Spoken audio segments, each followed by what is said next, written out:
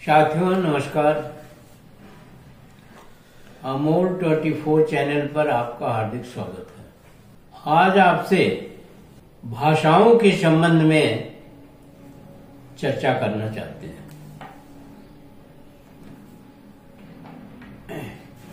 इस देश की विडंबना रही है कि यहाँ शक आए, हूण आए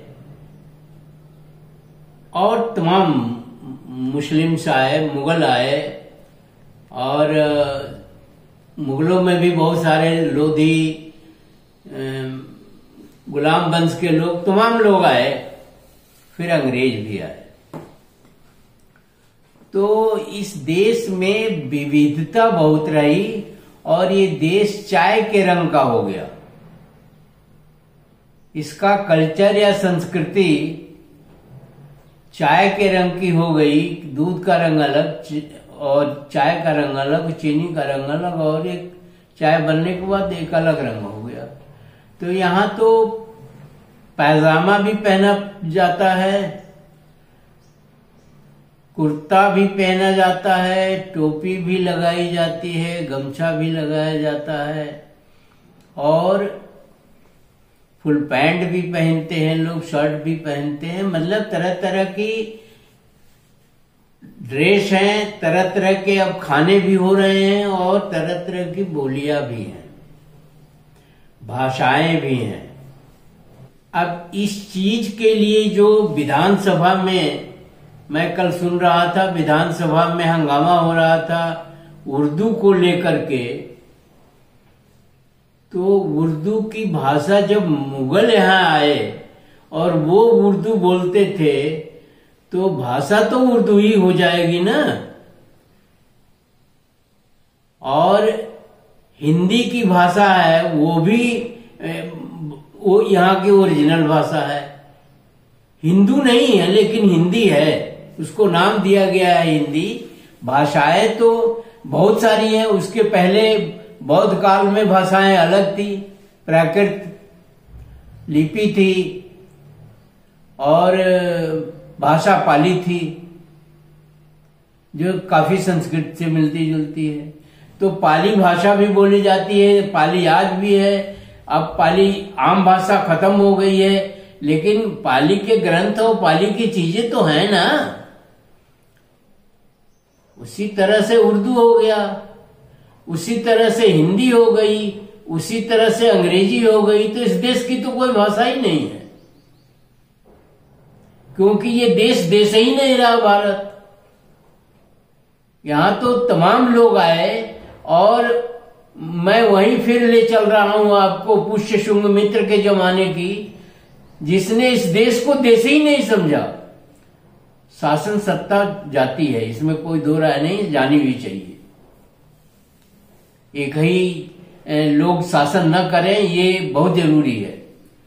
लेकिन शासन के साथ साथ उसने जितना कत्लेआम करवाया इस देश के निवासियों का, बौद्ध धर्म के लोगों का, मौर्यों का जो शासक थे उस समय, वो तो बहुत ही घटिया और निम्न स्तरीय काम था। वो देश के हित का काम थोड़ी न था। शासन सत्ता बदल गई, ठीक है, कोई इसमें ऐतराज नहीं है। और ये भी नहीं समझ में आता है कि पुष्यशुंग मित्र ने शासन सत्ता बदल के किया क्या। किया यही कि इस देश को गुलाम बनाया, क्योंकि उसकी कोई सोच नहीं थी। वो जंगली था, बर्बर था। उसने तमाम साहित्य खराब किया। जैसा लोग कहते हैं मनुस्मृति भी उसी समय में लिखी, राम भी उसी के समय पैदा हुए और ये साकेत से अयोध्या भी उसी के समय में बना, तमाम चीजें थी। तो किया क्या उसने? देश को बर्बाद करने के अलावा और कुछ नहीं किया, कमजोर किया। वो तो एक छोटे से भाग का राजा था, बाहर से आने वालों का तांता लग गया और धीरे धीरे आते आते पहले छोटे छोटे राज्यों में कनिष्क आए, ये आए, वो आए, हर्षवर्धन का राज्य रहा। ये सब 2-4-5 साल तक चलता, 2-4-500 वर्षों तक चलता रहा और अंततः 1191 में मीर कासिम ने आकर के यहाँ बाहरी लोगों का साम्राज्य स्थापित कर दिया। धीरे धीरे उसके बाद भी लोग आते गए, कोई लोधी वंश आया, कोई गुलाम वंश आया, कोई खिल्जी वंश आया, तमाम लोग आते गए। उसके बाद जो है अंग्रेज आए। तो जब इतना देश झेल चुका है, पराधीनता भी झेल चुका है, बाहरी लोगों का आक्रमण भी झेल चुका है, बाहरी लोगों का दबदबा भी झेल चुका है, तो भाषा के पीछे इतनी ज्यादा जिद क्यों की जा रही है? और आज का जो शासन है उसमें भाषा की तो कोई मर्यादा ही नहीं है, न समझ है, न भाषा की मर्यादा है, नहीं शासन करने का ढंग बेढंगा है, और न ही कोई सोच है, न ही कोई शासन है, अराजकता है। मैं तो यही कहूंगा कि आज भी अराजकता ही है। तो इस अराजकता में भाषा का कहाँ स्थान है और भाषा कहाँ तक आएगा? अब आप उर्दू को ले लीजिए, जिस पर विवाद हो रहा है, कठमुल्ला और जाने क्या क्या जो है हमारे शासक कह रहे हैं। तो ये बता दें कि उर्दू जो है उसमें साहित्य भी है आपका, और हिंदी का जो साहित्य है उसमें भी उर्दू की भरमार है। कचहरी की भाषा, कोर्ट की भाषा, लीगल भाषा उर्दू में थी, और आज भी चल रहा है उर्दू। आपने हिंदी को इतना सबल नहीं किया, आपने हिंदी को इतना उसके अंदर इतनी ताकत नहीं दी कि वो हर जगह ले सके। आज भी अंग्रेजी के शब्द, उर्दू के शब्द आम जनता बोलती है। और हिंदी में भी बहुत सारी भाषाएं हैं, भोजपुरी है, अवधी है, ब्रज है, ये है, वो है। साउथ इंडिया, बंगाल, इनकी भी तो भाषा कंप्लीट ही अलग है। आपने प्राकृत को खत्म किया, पाली भाषा को खत्म किया, आपकी भाषा को बाहर से आने वालों ने खत्म किया। ये आपने किया, ये पुष्यशुंग मित्र ने किया। प्राकृत भाषा खत्म किया, पाली भाषा खत्म किया, और जो अपनी भाषा तो लगा नहीं पाया, अपनी भाषा को तो समृद्ध बना नहीं पाया, तो जो बाहर से आने वाले थे उनकी भाषा चली। तो भाषा का विवाद तो बिल्कुल ही गलत था। अंग्रेजी भी रहेगी, यहाँ जाएगी नहीं। आज भी अंग्रेजों के यहाँ लोग जाते हैं पढ़ने, और वो कौन लोग जाते हैं? समृद्ध लोग जाते हैं। समृद्ध लोगों के बच्चे जो है, अब किसका किसका नाम लिया जाए, करीब करीब सभी हैं उसमें। जो बाहर पढ़ने जाते हैं तो वहां क्या हिंदी में पढ़ाई होती है कि उर्दू में पढ़ाई होती है? वहां तो अंग्रेजी में ही पढ़ाई होती है। तो भाषा का विवाद जो है, और पहनावे का विवाद जो है, धोती कुर्ता अब कोई नहीं पहनता। शासक पार्टी के लोग भी नहीं पहनते हैं, शासक पार्टी के लोग भी हिंदी नहीं बोलते हैं, और शासक पार्टी के लोग भी के लड़के भी पढ़ने जाते हैं, और खुद भी वो पढ़ के आए हैं बाहर से, विदेशों से। तो किसी चीज की भाषा पर विवाद करना, या पहनावे पर विवाद करना, या खान पान पर विवाद करना, ये तो बेईमानी है। इसका तो कोई मतलब ही नहीं है। 20 करोड़ लोग भोजपुरी बोलते हैं, बहुत बड़ा हिस्सा है भोजपुरी बोलने वाले को, लेकिन हम भोजपुरी को अभी तक तो भाषा का दर्जा ही नहीं मिला उसे। वो तो बोली है, और भोजपुरी में आप काम भी नहीं कर सकते हैं। शासकीय कार्य आप भोजपुरी में नहीं निपटा सकते। पहले तो आपकी इतनी इच्छा शक्ति नहीं है, दूसरी आपकी बोली इतनी समृद्ध नहीं है कि सभी चीजों को वो कवर कर ले, या सभी चीजों को अपने में समेट ले। जब मुस्लिमों का शासन था तो वो तो उर्दू लाएंगे ही लाएंगे, उर्दू उनकी जबान है, और उर्दू में ही बात होती थी। जब मुस्लिम थे तो क्यों मुस्लिम को आने दिया आपने?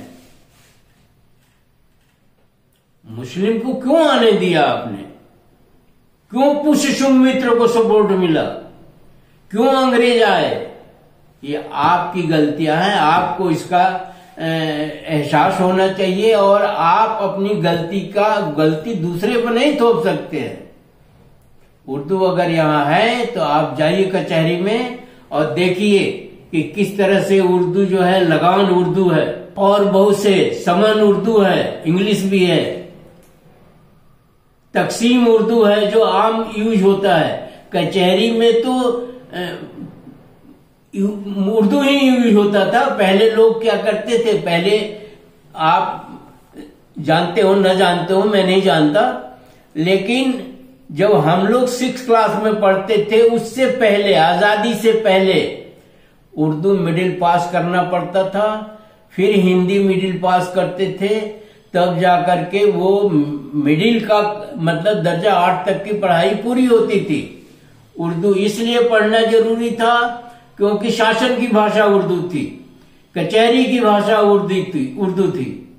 अगर कचहरी में आज भी उर्दू है, कचहरी से खत्म नहीं हुई है, क्योंकि आपने समृद्ध नहीं किया अपनी भाषा को, अपनी हिंदी को समृद्ध नहीं किया। आज भी अंग्रेजी के शब्द हिंदी में ही बोले जाते हैं। टाइम है, रेलगाड़ी है, बस है, ये सब अंग्रेजी ही तो है। एरोप्लेन है, बहुत सारी चीजें अंग्रेजी की जो है, जो आम भाषा में रच गई है, जो गांवों में बोली जाती है, जो शहरों में बोली जाती है, उसी तरह से उर्दू जो है शहरों में भी बोली। किसका आप पुष्यशुंग मित्र की तरह से कत्ल करवा देंगे। पुष्यशुंग मित्र ने तो मौर्यों को साफ कर दिया, बौद्धों को साफ कर दिया, भिक्षुओं को साफ कर दिया। ऐसे आप करना चाहते हो तो कर दीजिए, जो उर्दू बोलता है उसका कत्ल कर दीजिए, जो हिंदी अंग्रेजी बोलता है उसका भी कर दीजिए। ये संभव नहीं है। और उर्दू को लेकर के जो उल्टे सीधे जवान विधानसभा में बोले जाते रहे और संवैधानिक पद पर बैठे हुए लोगों ने बोला है, कठमुल्ला नहीं है उर्दू। उर्दू का एक साहित्य है, बहुत लजीज भाषा है, बहुत लचक है उसके अंदर। आपके हिंदी के अंदर उतनी लचक नहीं है, आपके हिंदी के अंदर नहीं है। शासन में बैठ करके आप ठोको और बुलडोजर चलवा रहे हैं, ये पुष्यशुंग मित्र की भाषा है। ये हिंदी को समृद्ध करने की भाषा नहीं है। हिंदी को समृद्ध करिए। आप कह देंगे हिंदी में जो है हम इंजीनियरिंग पढ़ाएंगे। आपने कहा है कि हिंदी इंजीनियरिंग और मेडिकल हिंदी में पढ़ाएंगे, ये कभी पॉसिबल नहीं है। आपने एक रिसर्च नहीं किया है। आपने मेडिकल में या इंजीनियरिंग में टेक्निकल में एक रिसर्च नहीं किया, एक भी। उसकी टर्मिनोलॉजी कैसे आप बदल देंगे? आर्किमिडीज के सिद्धांत को कैसे आप बदल देंगे? सिद्धांत तो कहते हैं, आर्किमिडीज का नाम तो लेंगे ही आप। न्यूटन के गुरुत्वाकर्षण को कैसे बदल देंगे? मतलब जितनी अंग्रेजी की टर्मिनोलॉजी है, क्योंकि उन्होंने उसको खोज किया है, उनकी ओरिजिनलिटी है उसमें। आपकी तो क्या ओरिजिनलिटी है? मंदिर है, मस्जिद है और भी तमाम चीजें हैं, धर्म में ढोंग फाकड़ आडंबर है, यही आपकी ओरिजिनलिटी है। आपकी ओरिजिनलिटी कोई साइंस में खोज करना नहीं है। साइंस में अगर आपने खोज किया होता तो ऑटोमेटिक जो है हिंदी समृद्ध हो जाती। आपकी क्षमता ही नहीं है कि आप साइंस में खोज कर सके। और साइंटिस्ट है ही नहीं आपके देश में। इंजीनियरिंग साइंटिस्टों और मेडिकल के रिसर्च पुरुषों का तो यहाँ कोई मतलब ही नहीं है, उनकी तो कोई इज्जत ही नहीं है। यहाँ इज्जत तो आईएएस की है, पुलिस की है, जो डंडा चलाता है, जो लोगों को परेशान करते हैं, उनकी है। तो अपना कल्चर बदलिए।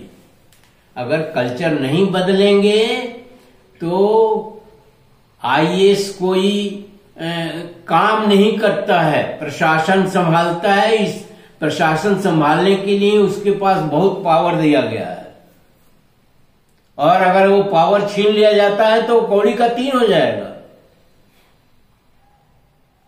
उसके पास कुछ नहीं रह जाएगा, क्योंकि उसके पास इंटेलिजेंसिया है ही नहीं।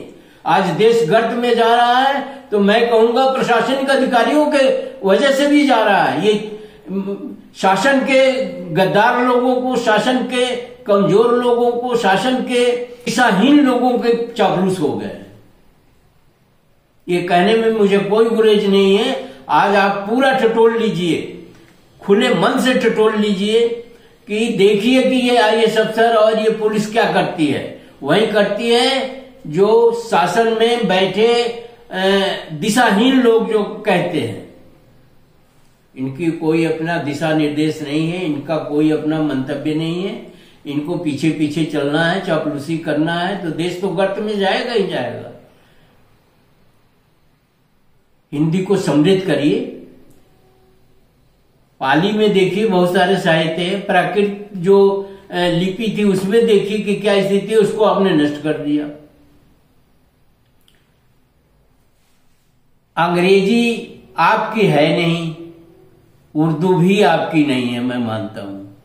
लेकिन उर्दू वालों ने अगर एक लंबे समय तक आपका प्रशासन किया तो उर्दू को आप कैसे भूल जाएंगे? उर्दू को कैसे आप छोड़ देंगे?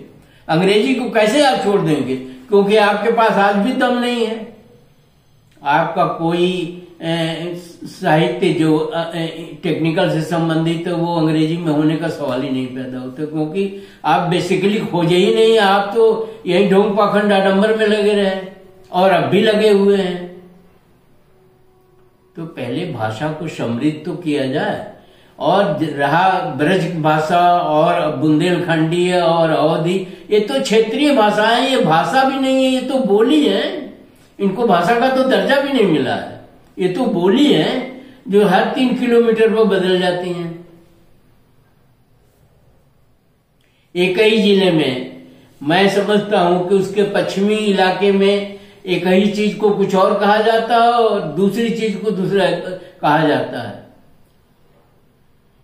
ये चवेना जो होता है, ये कहीं पर भूजा बोलते हैं और कहीं पर चवेना बोलते हैं, कहीं पर ढोली बोलते हैं, कहीं पर कुछ बोलते हैं। तो ये तो देश के अंदर एक ही चीज की कई भाषा है। आपकी भाषा समृद्ध नहीं है, आपकी भाषा इंजीनियरिंग और मेडिकल लायक नहीं है, क्योंकि आपने बेसिकली कोई काम ही नहीं किया है।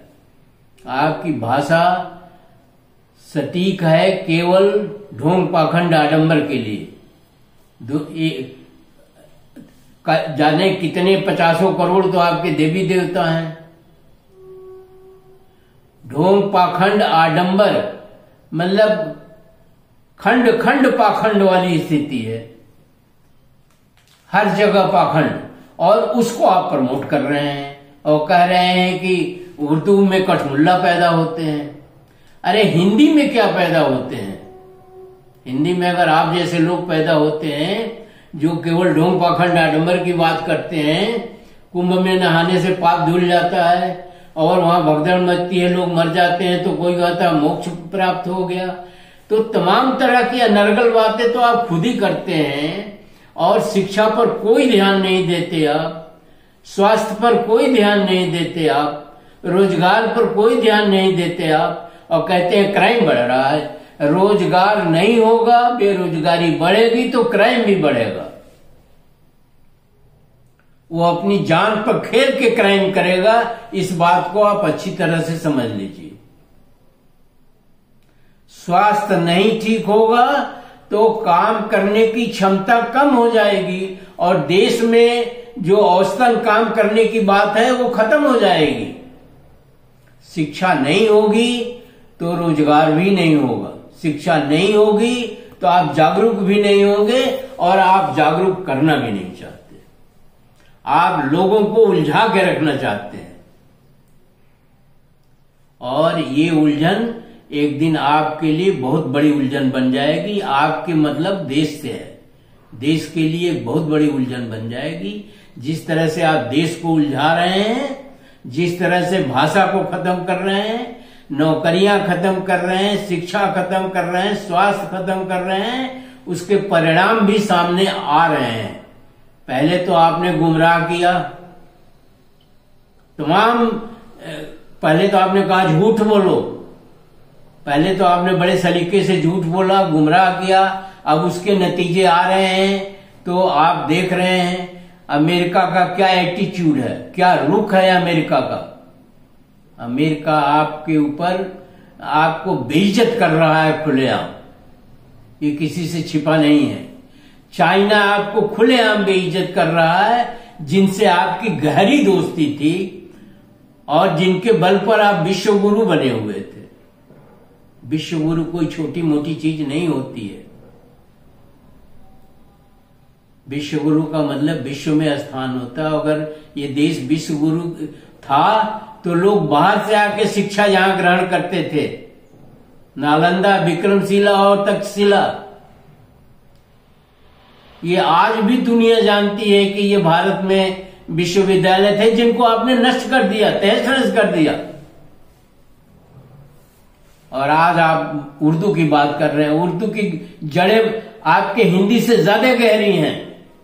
साहित्य में देख लीजिए, प्रेमचंद को देख लीजिए, फिराक गोरखपुरी को देख लीजिए, तमाम लोग हैं, हम किसका किसका नाम लें, लेकिन उसकी जड़ें हैं। कचहरी की पूरी भाषा जो है उर्दू में है, आज भी चलता है। समन तामिल हुआ कि नहीं, कंप्लीट उर्दू है। पैजामा उर्दू है, कुर्ता उर्दू है, टोपी उर्दू है। हमारे यहां तो साफा बांधा जाता था या पगड़ी बांधी जाती थी, टोपी थोड़ी न पहनते थे। टोपी भी तो उर्दू है। क्या क्या चीज उर्दू को आप खत्म करेंगे? जब आप उर्दू वालों को बुला करके यहां शासन करवा रहे हैं और आज भी आप टुच्चाई कर रहे हैं, आज भी आप निम्न स्तर का काम कर रहे हैं, उनको नागरिक मानिए और नागरिक मान करके उनके साथ नागरिकता का व्यवहार करिए। हिंदू मुस्लिम कतई न करिए। एक टाइम आएगा जब मुस्लिम आपसे आगे निकल जाएगा। आप हिंदू जो ढोंग पाखंड आडंबर इतने करोड़ों देवी देवता बनाए हुए हैं और मंदिर बनाए हुए हैं और ढोंग पाखंड आडंबर करवाते रहते हैं, जनता को न शिक्षा देते हैं न रोजगार देते हैं, वो आपके लिए एक दिन घातक हो जाएगा। और इन्हीं सब चीजों से, जातियों से, धर्म के ढोंग पाखंड आडंबर से और ये निम्न स्तरीय कामों से ही ये देश गुलाम भी हुआ। और आज भी आप उसी चीज को बढ़ावा दे रहे हैं। संवैधानिक पद पर बैठ करके लोग कह रहे हैं कि मैं तो क्षत्रिय हूं और राम भी क्षत्रिय कुल में पैदा हुए थे। देवताओं की जात भी देवताओं की भी जाति होती है यहां। कोई कहता है 47 में आजादी कहां मिली, वो तो 2014 में मिली। कोई कहता 2022 में मिली। आपका मानसिक स्तर जो है, मानसिक संतुलन जो है खराब हो चुका है। आपका मानसिक स्तर ध्वस्त हो चुका है, जिसकी वजह से इस तरह की बातें होती हैं और इससे देश का भारी नुकसान होता है, हो रहा है और आगे भी होगा। क्योंकि मैं जानता हूं आप मान नहीं सकते। आज भी आप जाइए तो कचहरियों में उर्दू बोली जाती है, साहित्य में उर्दू है, जबान उर्दू में, तमाम चीजें उर्दू की भाषाएं और अंग्रेजी के शब्द हैं। हिंदी में तो कुछ है ही नहीं।